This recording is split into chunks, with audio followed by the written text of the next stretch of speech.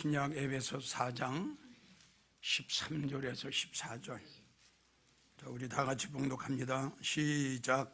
우리가 다 하나님의 아들을 믿는 것과 아는 일에 하나가 되어 온전한 사람을 이루어 그리스도의 장성한 분량이 충만한 데까지 이르리니, 이는 우리가 이제부터 어린아이가 되지 아니하여 사람의 괴술과 간사한 유혹에 빠져 모든 교훈의 풍조에 밀려 요동치 않게 하려 함이라.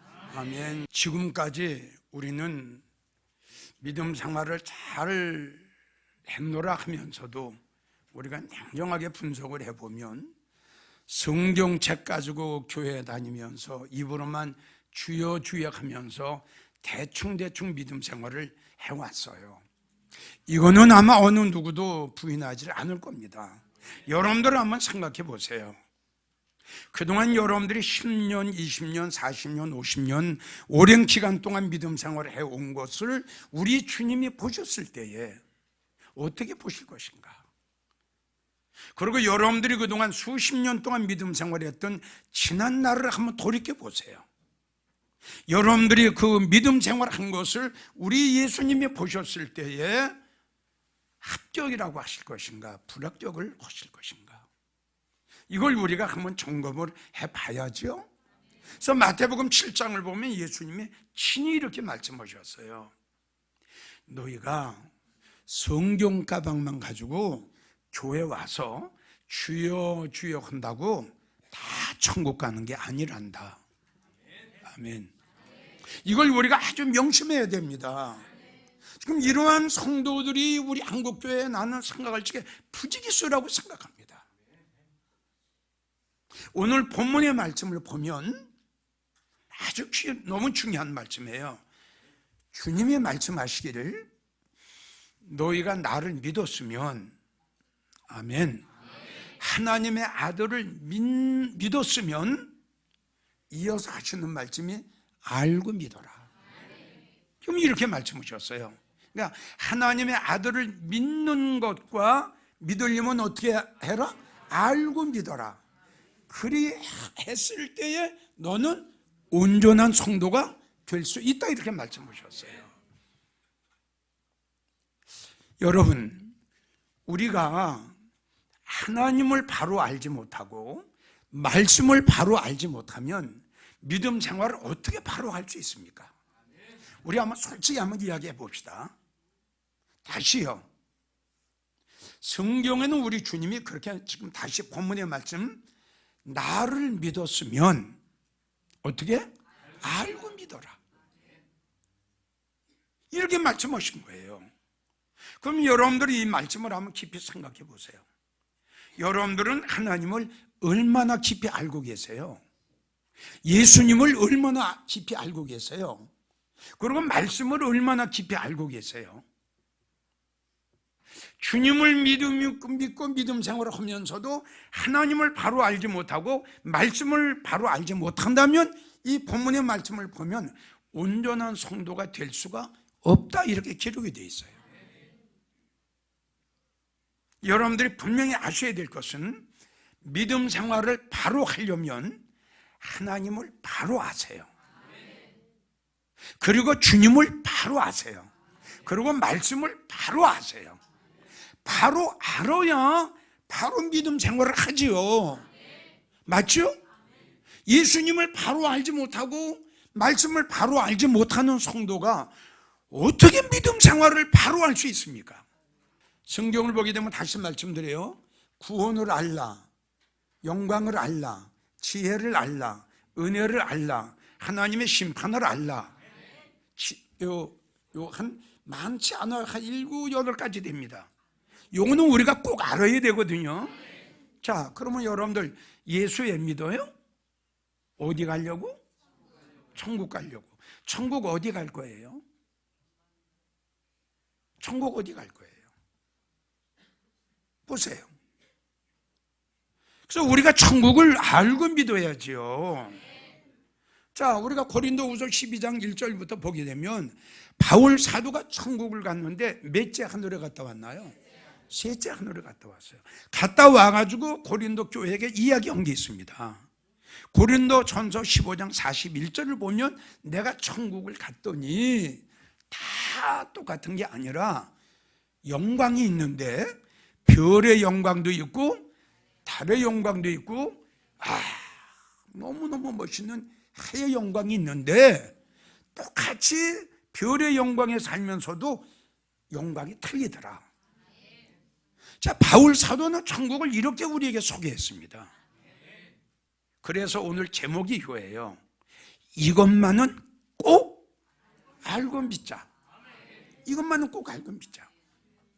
구원이 성도님들 크게 나눠서 두 가지야. 두 가지. 조금 더 자세하게 설교를 한다면 세 가지가 돼. 믿어주면 아멘 하세요. 또 이상하게 생각하지 마세요. 예. 분명히 말씀드리는 것은 우리가 구원은 예수 그리스도를 통해서만 구원받습니다. 이거는 그 이상 그 이하도 없어요. 그 속에 들어가서 세부적으로 구원을 나눈다면 제일 큰 구원이 뭐냐 그러면 들림의 구원입니다. 일단 나올 겁니다. 이게 성경에 기록이 돼 있어요. 이걸 가지고 이제 성경에 큰 구원이다 이렇게 기록이 돼 있습니다. 그 다음에 구원이 뭐냐 그러면 예수 믿다가 죽으면 부활의 구원입니다. 이게 크게 나눠서 근데 이런 사실들을 그러면 예수님이 다시 말씀드리지만 구원을 하려고 그랬어요. 예수 믿으면 구원받는다 이 차원이 아니라 믿어지면 아멘 구원의 종료를 좀 알고 믿음 생활하라 이겁니다. 자, 두 번째 또 여러분 전도 많이 하면 복 받는다. 충성하고 봉사하면 복 받는다. 이랬죠. 여러분들 전도 많이 하면 복 받고 헌금 많이 하면 복 받고 나가도 들어와도 차고 넘치도록 이런 설교 많이 들었죠. 맞죠? 그러면 어떤 복을 받기를 원합니까? 대답하세요. 그러면 쉽게 말씀드려서 하늘의 복 이걸 가지고 성경엔 신령한 복이라고 나와요. 하늘의 복을 원했느냐 땅의 복을 원했느냐. 그러면 이 하늘의 복 신령한 복도 이걸 나눠줘야 돼요. 제일 첫째 신령한 복이 뭡니까? 말씀의 복이에요. 두 번째는 하나님의 사랑을 받는 거. 세 번째는 하나님 앞에 은혜를 받는 겁니다. 엄청난 겁니다. 여러분 주님을 바로 알지 못하고 말씀을 바로 알지 못하고 믿음 생활을 하면은 수십 년 동안 믿음 생활을 했어도 잘못하면 성경에 보게 되면 무효다 이렇게 나와요. 네가 피곤하도록 봉사했으나 네가 피곤하도록 충성하고 봉사했으나 네 충성하고 봉사는 무효다 이렇게 기록이 돼 있어요. 이것은 왜냐 그러면 하나님을 바로 알지 못해요. 그러니까 이 시간 참고적으로 우리 성도들에게 말씀드리고 싶은 것은 하나님을 예수님을 바로 아세요. 제일 우리 하나님 우리 예수님이 좋아하시고 기뻐하시는 게 뭐냐? 로마서 12장 1절을 보고 요한복음 4장을 보면 하나님이 제일 기뻐하시는 건 예배입니다. 돈 아니에요. 근데 이걸 성도들은 지금 착각하고 있어요. 두 번째 우리 하나님이 기뻐하시고 참 좋아하시는 게 로마서 4장을 나오면 믿음입니다. 아브라함이 바랄 수 없는 것을 어떻게? 바랄 수가 없어요. 잘 이해가 가는지 모르겠네. 바랄 수 있는 것을 바라는 것은 이건 믿음이 아니죠. 그렇죠? 눈에 안 보여요. 손에 잡히질 않아요. 그러니까 바랄 수 없는 것을 바라고 믿었다. 이어서 하시는 말씀이 내가 그의 믿음을 의로 여겼다. 그 믿음을 그렇게 좋아하시는 거예요. 두 랩돈을 잃었던 그 과부의 그 헌금을 그걸 받으시고 그렇게 좋아하셨던, 우리나라 돈으로 한 2,000원 될까요? 보세요. 우리 하나님은 돈을, 물질을 좋아하시는 게 아니라 예배를, 우리가 하나님 앞에 드릴 수 있는 믿음을, 이걸 좋아하시는 거예요. 그러니까 이런 것도 우리가 하나님이 기뻐하시는 게 무언가, 이런 건 좀 우리가 알고 믿음 생활을 해야죠. 우리가 꼭 알아야 될 거 몇 가지만 제가 꼭 알아야 될 거, 현실에 앞으로 이거는 우리가 꼭 알고 믿음 생활을 해야 되지 않겠느냐. 뭐 아까 말씀드렸지만 성경을 보게 되면 알라 이런 것이 한 6가지 내지 7가지가 됩니다. 그걸 다 말씀드릴 수는 없고요. 제일 먼저 여러분들에게 말씀드리고 싶은 것은 하나님의 심판이 있다는 걸 아십시오. 호세아 5장 1절을 보면 하나님 말씀하셨어요. 귀를 기울이라. 자, 목사님들, 성도님들 귀를 기울이세요. 귀를 기울이세요. 너희에게 심판이 있을 것이다. 자, 하나님 보세요. 귀를 기울여라. 내 말을 들어라. 심판이 있을 거다. 신앙 강사 이거 다 생략합니다. 말라기 3장 5절을 보면, 말라기 3장 5절, 내가 심판하러 너희에게 갈 거다. 하나님 말씀. 역대상 16장 33절, 주께서 말씀하시기를 내가 땅을 심판하러 갈 거다. 자, 이렇게 말씀하셨어요. 그 외에 성경을 찾아보면요, 심판에 대한 말씀이 굉장히 많습니다. 꼭 찾아보세요. 하나님께서는 심판하러 오시겠다는 거예요. 심판하러. 그래서 지금 말씀드린 이것이 우주적인 심판이에요. 내가 땅을 심판하러 오실 것이다 그랬죠. 이게 우주적인 심판이에요. 노아의 심판이에요. 홍수로 인해서 다 멸망시켰죠. 이게 우주적인 심판이에요. 요한계시록 11장 보게 되면 내가 지팡이 같은 갈대를 주며 말하기를 너는 일어나서 성전과, 성전이 뭐죠? 교회죠. 성전과 제단, 이게 목사예요. 제단과 그 안에서 예배 드리는 자들을 청량하라. 청량은 심판이에요. 교회 심판. 수백 번 여러분들에게 말씀을 드렸어요. 교회라고 해서 다 주님이 계신 교회라고 생각해서는 안 됩니다. 교회라고 해서 다 성령의 역사가 일어난 교회라고 생각해서는 안 됩니다.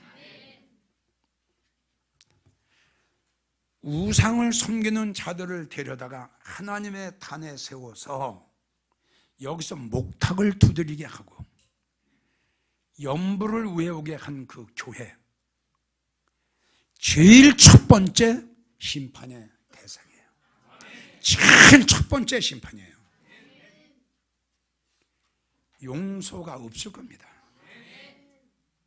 그동안 우상을 섬기는 자들에 대해서 하나님이 어떻게 하신다는 것을 여러분들에게 말씀을 드렸죠. 결코 면제하지 아니한다.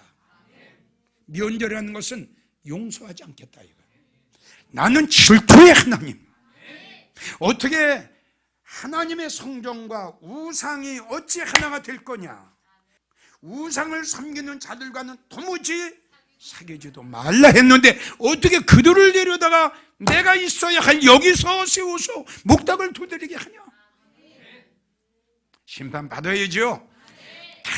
당연히 받아야 돼요. 그럼 교회는 세 번째가 주의 종심판이에요. 우리는 보았어요. 자, 어느 목사가 장로님, 권사님, 성도를 데리고 절에 갔죠? 봤죠? 어느 목사님이 성도들 데리고 절에 가서 예배 드렸죠? 봤죠? 제1번이에요. 심판 제1번. 그래서 주의 종도 심판받는 거예요. 믿으십니까? 여러분들 이게 무슨 목사예요? 이게 무슨 주의 종이에요? 하나님을 대적하고 하나님을 배역하고 하나님을 배신했는데 심판 안 받아요? 여러분들 생각해 보세요. 하나님이 어떤 분인데요? 사랑하는 성도 여러분 잘 들으세요. 하나님은 무조건 은혜의 하나님, 긍휼의 하나님, 자비의 하나님, 용서의 하나님, 사랑의 하나님이 아니에요, 여러분. 공의의 하나님이에요. 공의의 하나님, 심판의 하나님이에요, 여러분. 하나님을 바로 아세요, 여러분. 무조건 사랑, 용서, 자비 하지 마세요. 무조건 사랑으로만 생각하지 마세요. 엄할 때는 얼마나 엄한 하나님인 줄 아세요? 무서운 하나님이에요. 사랑의, 용서의, 자비의, 긍휼의 하나님으로만 생각하지 마세요, 여러분. 큰일 나요. 정말 이런 교회 심판받아야죠. 맞죠? 어떻게 여러분 하나님이 계시는 곳을 이렇게 더럽힐 수가 있어요? 그리고 주의 종들 심판받아야죠. 성도의 심판. 베드로전서 4장 17절. 나는 내 집에서 심판을 하리라. 성경을 보게 되면 알곡과 쭉정이, 양과 염소, 살아있는 성도, 죽어있는 성도, 깨어있는 성도, 잠들어 있는 성도, 이 성도 심판. 마태복음 24장, 한 여인은 데려감을 당하고 한 여인은 버림을 당했다. 성도 심판. 마태복음 25장에 10처녀가 신랑 예수님을 기다렸는데 신랑이로다 하매 5처녀는 신랑과 함께 혼인잔치에 타락하고 등불이 꺼져가는 것도 모르고 착각 속에 잠들어 있던 미련한 성도 버림을 받았어요. 이게 성도 심판이야. 오늘 저녁이라도 우리 예수님 오신다면 여러분 어떻게 되겠어요? 생각해 보세요. 자, 분명히 마태복음 25장 10절 신랑이로다 하매 예비하였던, 준비하였던, 깨어 있었던, 살아 있었던 성령 충만하고 은혜 충만한 5처녀는 신랑 예수님이 데리고 혼인잔치에 가셨거든요. 자, 오늘 저녁에 이 사건이 일어난다면 여러분들 생각하세요. 오늘 저녁에 이 사건이 일어난다면 여러분들 어떻게 될 건가? 너무너무 중요한 문제예요. 로마서 14장 10절을 보면 모든 사람이 다 하나님의 심판대 앞에 서리라 그랬어요. 다 서야 돼요. 누구든지 하나님의 심판대 앞에 다 서야 된다니까요. 생각을 해보세요. 어떻게 살아왔어요? 어떻게 믿음 생활을 해왔어요? 뭘 하면서 살았어요? 믿음 생활하고 입으로 주여 하면서 하나님 영광 가려우면서 믿음 생활 해왔잖아요? 이거 기록 다 됐어요, 여러분. 잘 좀 들으라니까. 잘 좀 들어줘요. 잘 좀 들어줘. 행위의 심판이야. 행위의 심판. 너 믿음 생활 한 대로 내가 너를 심판할 거다 이거거든요. 그러니 그동안 믿음 생활 잘못한 거 어떡할 거냐고 여기 기록이 됐는데 이거 놓고 이제 심판책이에요. 성경에 심판책이 나와요. 이거 놓고 이제 심판을 하실 거라고. 이게 행위의 심판이야. 자, 에스겔 33장 20절을 보면 행한 대로 하나님께서 심판하신다. 행한 대로. 즉 믿음 생활 한 대로. 요한계시록 잘 들으세요. 요한계시록 20장 12절에서 13절을 보면 책들에 기록된 대로, 아이고 어쩌지? 책들에 기록된 대로. 이게 심판책이죠. 책들에 기록된 대로 심판을 받으리라 그랬어요.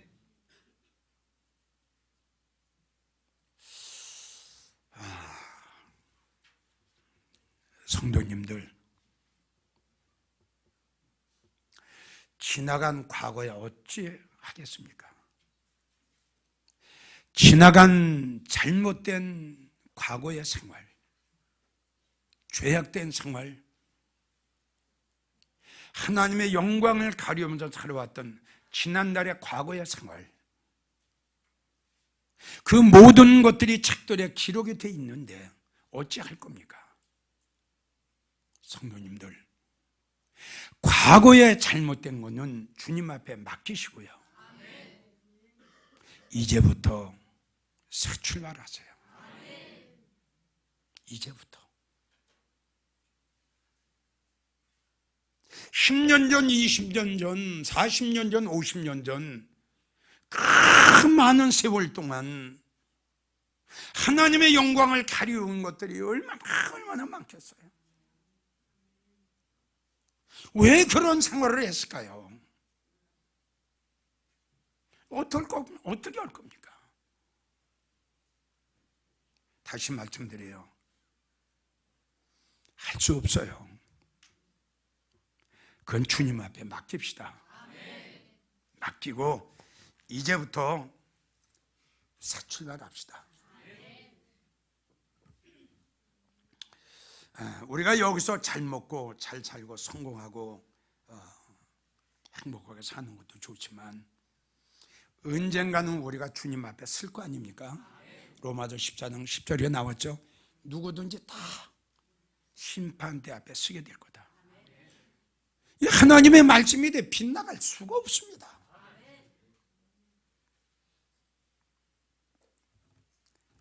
새 출발합시다. 방법은 그거밖에 없어요. 다시는 하나님의 영광을 가려는 일, 이제부터 하나님의 가지고 계시는 그 책 속에 기록이 된 것은 황금색으로 기록이 될 수 있도록 노력합시다. 두 번째, 우리가 꼭 알아야 될 거, 주님은 꼭 오십니다. 주님이 언제 오실는지는 우리는 알 길이 없습니다. 알려고 해서도 안 됩니다. 여러분, 요한복음 14장 1절, 내가 너희의 처소를 예비하러 가노니 가서 너희의 처소를 예비하면 내가 다시 온다. 할렐루야. 이게 제일이면 제일이. 요한복음 14장 1절. 성경 66권의 마무리, 요한계시록 22장 20절. 이걸 증거하시니까 가라사대 내가 진실로 속히 오리라. 많아요. 성경 66권에 주님 다시 오시겠다고 약속하신 말씀이 엄청나게 많아요. 진실로 내가 속히 오리라. 자, 주님은 오십니다. 주님 꼭 오십니다. 그런데 지금 말한 대로 마태복음 24장 36절을 보면 그날과 그때는 아무도 모르나니 하늘의 천사도 아들도 모르고 오직 아버지만 아신다. 그러니까 분명히 우리 주님은 다시 오신다고 그랬어요. 오시는데 아무도 모른다. 이걸 강조하신 거예요. 마태복음 24장 42절부터 쭉 보면 그러므로 깨어 있어라. 어느 날에 너희 주가 임할 때 너희가 알지 못한다 그랬어요. 알지 못한다. 이러므로 너희도 예비하고 있어라. 생각지 않은 때에 인자가 오리라.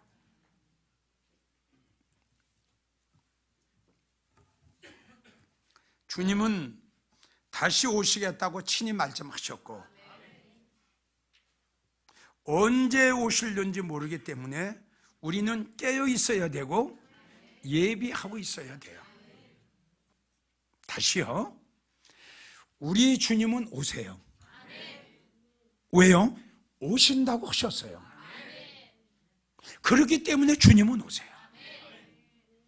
그런데 주님이 언제 오시는 거는 우린 몰라요. 알려고 해서도 안 돼요.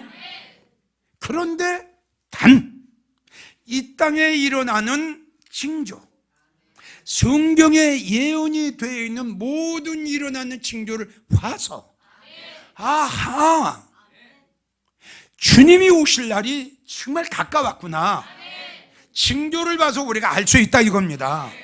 그 가장 중요한 징조가 마태복음 24장 1절부터 쫙 나와 있습니다. 그 중에 제일 핵심적인 것이 바로 무화과 나무의 비유입니다. 주의 임하심. 주님이 오실 때는 무슨 징조가 일어납니까? 이 물음에 무화과 나무의 비유를 배우라. 무화과 나무의 가지가 연하여 지고 잎사귀를 내면 여름이 가까운 줄 아나니 이러한 일이 일어나는 것을 보고도 할렐루야, 너희 주가 곧 할렐루야. 자, 그러면 간단합니다. 성도 여러분, 복잡하게 생각하지 마세요. 주님 오실 날이 가까웠느냐가 아직 멀었느냐는 주님이 감난산에서 예언하신 그 예언의 말씀이 이루어졌느냐 안 이루어졌느냐 이것만 여러분 확인하면 돼요.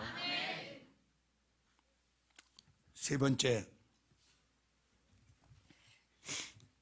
성도들의 들림은 꼭 있다.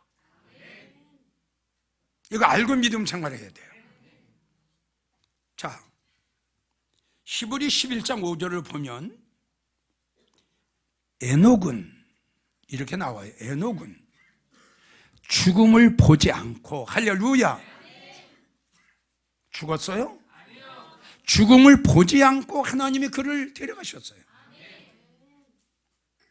자, 열왕기 하 2장 11절, 엘리야와 엘리사가 같이 대화를 하면서 걸어갈 때에 하늘에서 불수레가 나와 열왕기 하 2장 11절을 보면 회리 바람을 타고 엘리야가 승천하더라. 에녹 안 죽었어요. 엘리야 안 죽었어요. 이게 바로 성도님들, 이게 바로 들림이야. 이게. 자, 그러면 신약에 와서 우리 시대에, 자, 성경이 뭐라고 기록이 됐는가 소개를 해드릴게요. 고린도 전서 15장 51절부터 54절까지 보면 하나님 마지막 나팔에 순식간에 호련히 변화하리니, 이게 들림이야. 나팔 소리가 남에 죽은 자들이 썩지 않, 이거 부활자야. 예수 믿다가 죽은 사람들이 부활자야. 나팔 소리가 나면 죽은 자들이 썩지 않을 것으로 다시 살고 우리도 변화하리라. 이게 들림이란 말이에요. 이게. 그래서 이 썩을 것이 썩지 않겠고 죽을 것이 죽지 아니하리라. 얼마나 정확하게 기록하셨느냐고. 빌립보 3장 21절, 하나님의 역사로 우리의 낮은 몸을 하나님의 영광의 몸의 형체와 같이 변케 하신다. 전국에서 해외에서 이 설교를 들으신 목사님들, 사명자들, 성도님들, 아까도 말씀드렸습니다.